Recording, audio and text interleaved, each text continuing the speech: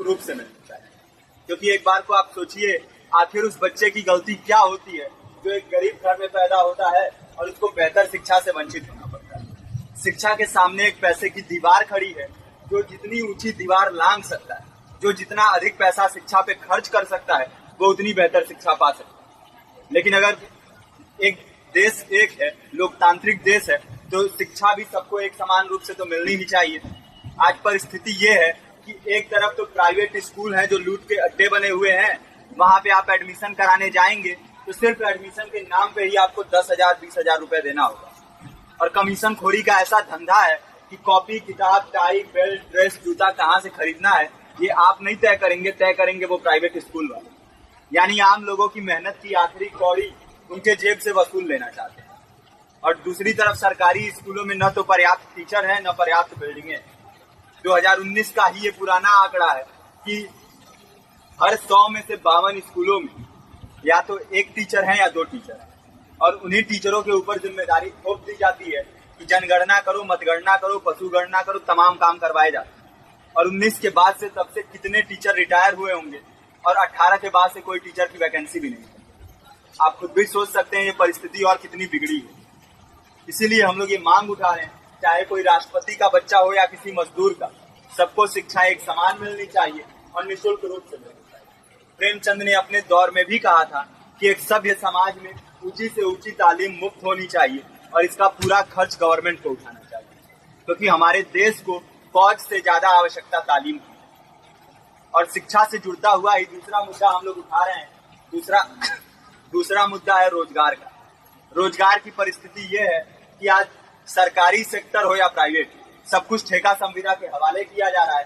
Permanent नौकरियां लगातार घटाई जा रही है। इसी रेलवे में 1995 के आसपास लगभग 18.5 लाख कर्मचारी काम करते थे, लेकिन आज उनकी संख्या 12 लाख है। आप खुद भी सोच सकते हैं कितने बड़े पैमाने पे परमानेंट पदों को घटाया जा रहा है। और आज आलम ये है, एक तरफ लाखों पद खाली पड़े हैं, फिर भी कोई वैकेंसी नहीं निकलती। जो वैकेंसियां निकलती हैं उनमें भ्रष्टाचार होता है, पेपर लीक हो जाते हैं। RO, UP police, BPSC, SSC, CGL, ऐसे तमाम पेपर लीक हो चुके हैं, आप लोग भी जानते ही। अभी नीट की धांधली में ये पता चला कि एक एक पेपर 30 लाख से 50-50 लाख रुपए में बेचा गया। हम और आप तो ये पैसा नहीं दे सकते। पूरी की पूरी कारस्तानी सरकार, प्रशासन, शिक्षा माफियाओं की होती है। और भुगतता कौन है? आम घरों के लोग, जो लोग सालों साल तैयारी करते हैं, दिन भर में 10-10 घंटे, 12-12 घंटे पढ़ते हैं। और इतनी कड़ी मेहनत के बाद, सालों साल की मेहनत के बाद उनके हाथ लगती है तो सिर्फ हताशा, निराशा, अवसाद।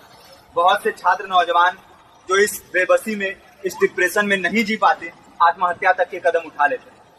लेकिन ये देश की विडंबना है कि टीवी चैनल, अखबार, मीडिया, नेता, मंत्रियों के लिए कहीं ये कोई मुद्दा नहीं है।